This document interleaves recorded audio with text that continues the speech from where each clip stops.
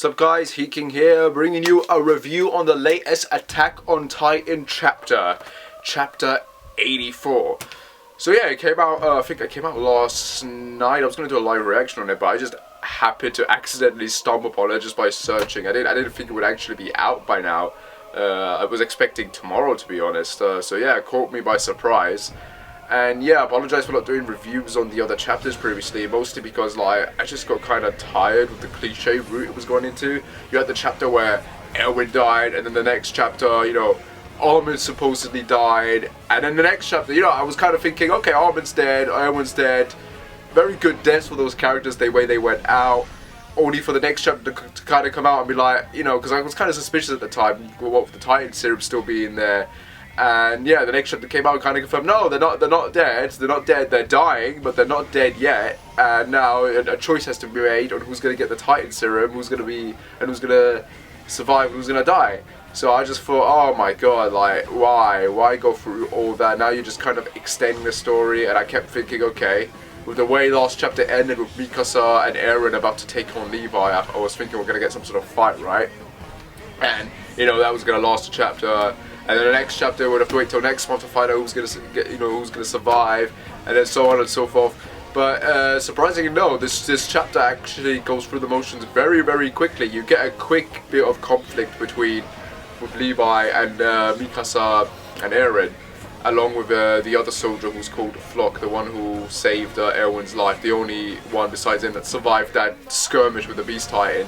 The chapter gets through the motions very quickly in terms of who gets the serum and who dies and who ends up eating Bertold at the end.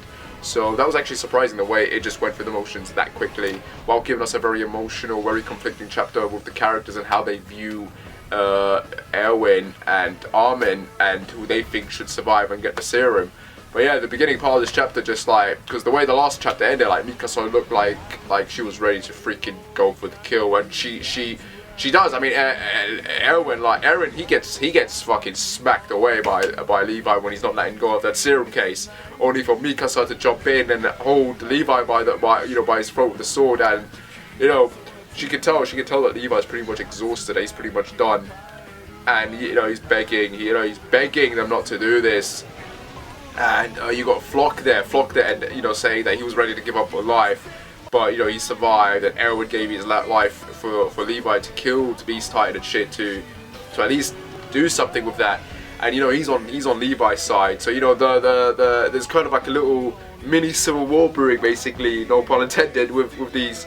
Well, actually, pun was intended, with these characters and the other groups, like, you know, because they want Armin to survive and they want Erwin to survive, and you got the other characters coming in at the last minute, because like Eren actually comes up with a very, very good response. Actually, he pretty much tells Levi that he's not, you know, Erwin's not the savior of humanity, and Eren himself is not the savior either. It's Armin, and he makes up all these good points about Armin and how he pretty much, it was because of him that they were, you know, he came up with the plan to put the rock in Trust to block the hole. He was the one that discovered the identity of the female Titan. He was the one that came up with the solution in terms of cornering Rain and Bertold and how to beat them, etc., etc. It was always Armin. He was the one coming up with the solutions.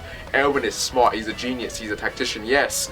But with Erwin, things would have just been kind of the same thing. Like, things would have fallen apart very quickly. But it was Armin who came up with the conclusions, with how to go about them and how to win the day. So Armin really is a better strategist. I mean, he might not be a good fighter, but for Christ's sake, he's smarter. Definitely, he's smarter when he's not a nervous wreck. Levi's not having that shit. Mikasa's not having that shit. I mean, she's going full on psycho now, and she wants to go for the kill, only for Hanji to come up and stop her, grabbing her.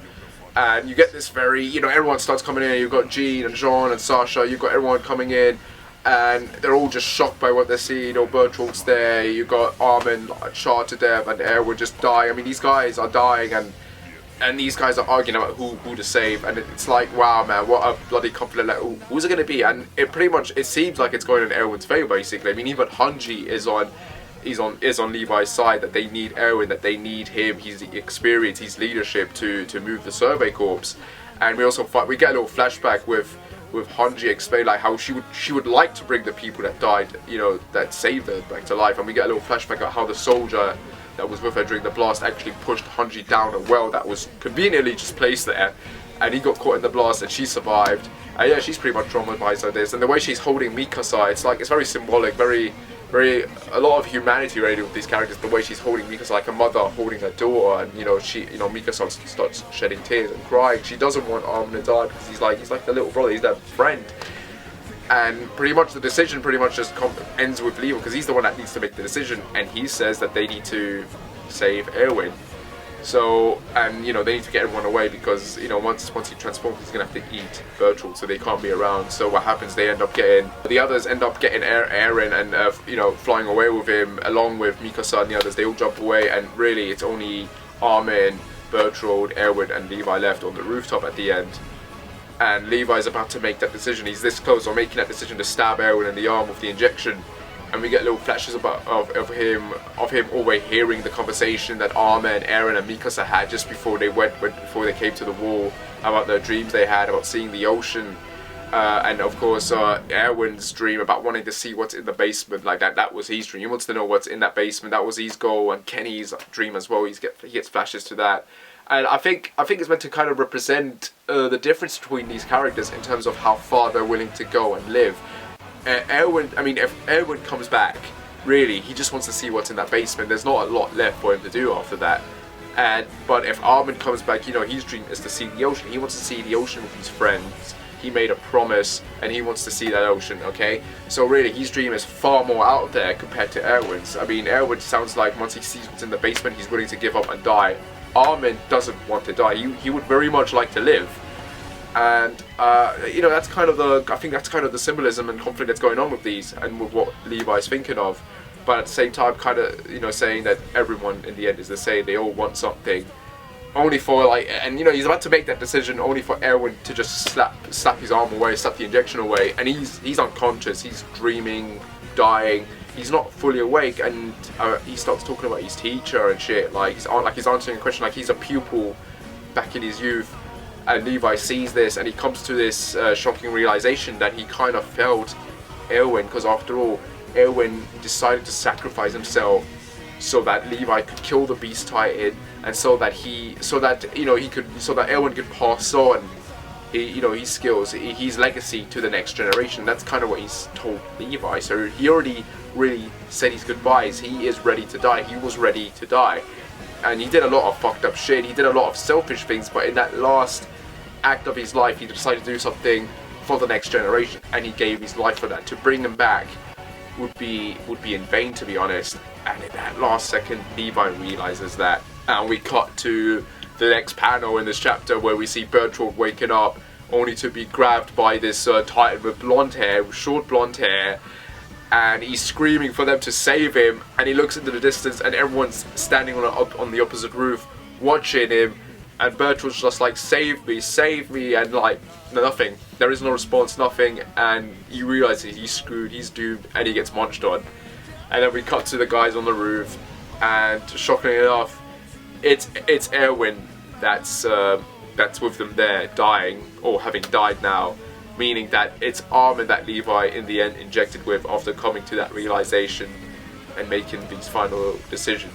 So yeah, it's a very sad chapter, because you got Hanji just kind of like, Levi even saying that he made a promise to kill the Beast Titan and he failed at that, and that he still has to keep that promise, and Hanji just kind of opening Erwin's eyes just to see if just checking to see if he's dead, and he is, that he's gone now. She even says he's gone now.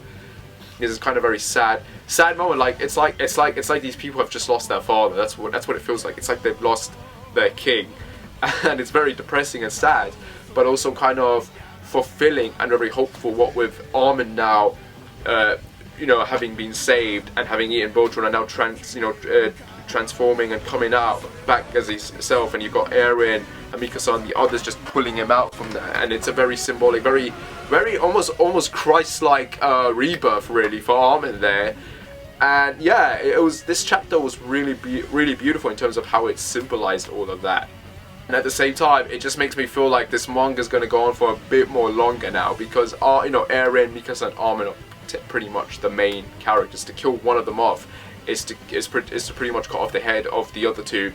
And if Armin wasn't around, it would kind of give the feeling that this journey is coming to an end. But with Armin now alive, things have now changed completely, drastically, because now they got 2 Titan shifters on their side, and the Beast Titan, he's going off somewhere, off in hiding. We don't know who he is, but last chapter there was pretty much a big, massive clue that he might very well be either Eren's uncle or grandfather, maybe, because his dad and the Beast Titan, you know, Zeke, they pretty much look similar down, except for the beards. They pretty much look similar in very much detail, so that's very worrying and shocking, and you know, I'm curious to know how that's going to go down. And then of course we got Ymir's letter from Reyna, and Reyna's also alive, and Reyna surviving, to be honest, for me was not unexpected. It kind of makes sense why he would live and Bertolt would die, because Reyna for me is a character that was always conflicted between wanting to be a warrior or a soldier, and compared to where Bertolt, he was always on that dark path. And Annie, she wanted to be on that lighter path, but she was forced to go into this dark path. So Reyna kind of surviving, he's kind of the coin, and those two represent the 2 sides of that coin, of a soldier and a warrior. And Bertolt's dead now, so maybe there's hope for him yet to kind of shift his allegiance, and also the fact that he might end up helping Eren fight the Beast Titan, because there was that conflict there, that rivalry with the Beast Titan early on, with those two, you know, in the previous chapters. So there was always hints there that Reyna might survive and turn to the good side. We haven't got to that point yet, but it might happen. But yeah, overall very good chapter. You know, Bertolt's now dead, Erwin's dead, and Armin's now alive. So yeah, that's got me thinking that this manga might go on for a bit longer now, compared to what was said previously about it maybe ending on 25 volumes. I don't see that happening now. With Armin having survived, I feel like there's a lot more story to be told. But yeah, I'm curious if we're going to go to that basement now, because seriously, it's been dragging, so I'm hoping we finally get there.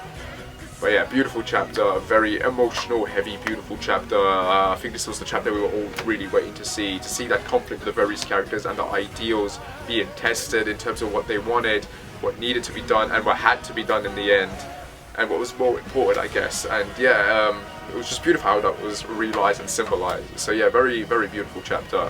And I can't wait for next month, because hopefully next month we finally get to that bloody basement, okay? Fingers crossed, guys, fingers crossed. Anyway, guys, I hope you like my review on this month's Attack on Titan, chapter 84. And as usual, like and subscribe, please do. If you're not, oh well. Do comment down below, let me hear your thoughts, let me know what you think. And yeah, I shall see you when I shall see you. Take care and bye.